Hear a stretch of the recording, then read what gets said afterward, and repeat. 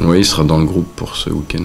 Disponible pour ce week-end et depuis ce matin, c'était pas prévu. On a également Zoran Moko, Ryan Swissi, toujours Elijah Mendy, Isiaga Kamara et on a Yanis Shaib qui est suspendu. Et j'en oublie peut-être un. Non, Ben Hamada fait partie des joueurs qui sont disponibles pour ce week-end. Alors, je vais pas faire le gars qui savait, mais je vais pas dire non plus, je vous l'avais dit. Mais au sortir du match aller contre Aubagne, si on se rappelle bien, on est à un pénible 0-0 à la mi-temps, même si on avait eu des situations. Et dans les 10 minutes du début de la première mi-temps, ils sont pas loin d'avoir 3 face-à-face. Donc sur des actions à la fois de projection, mais aussi sur des qualités de percussion individuelles qui caractérisent, on va dire, quasiment un tiers de leur effectif. Des joueurs au milieu de terrain ou les joueurs excentrés qui sont capables d'éliminer, je dirais presque un peu n'importe qui à tout moment.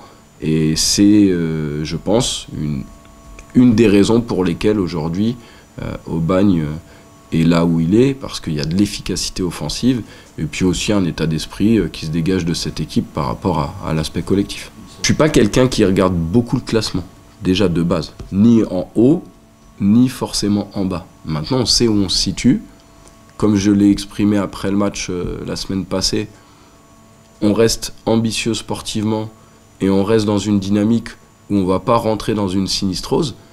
Maintenant, je ne suis pas plus idiot que n'importe quel citoyen. Quand on voit un classement, on sait où on se situe.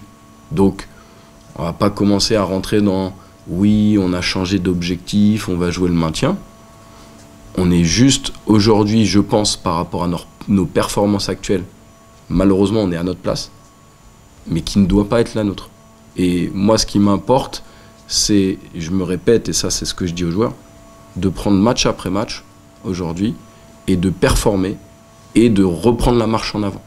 Et après, le résultat ou le classement sera qu'une conséquence de notre capacité à se dévouer, de notre capacité à refaire preuve de solidité, d'efficacité offensive, et tout simplement de notre capacité à performer.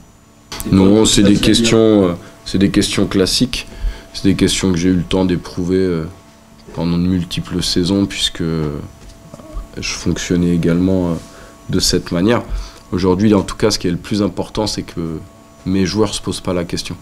Et il n'y a pas cette remise en cause et cette remise en question, parce que, en fait, le dispositif est une base, et l'animation doit faire vivre le dispositif et pas l'inverse. Et demain, on pourra très bien démarrer en 4-3-3, et si notre excentré il rentre toujours en position de 10, on se retrouvera en losange. Mais les gens penseront qu'on a démarré différemment et du coup qu'on a essayé quelque chose de nouveau.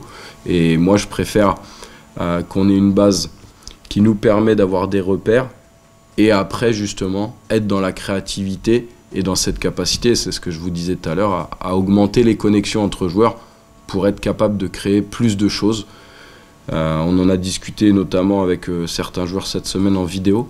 On travaille encore plus sur la prise d'infos et la capacité à voir plus vite pour pouvoir jouer plus vite.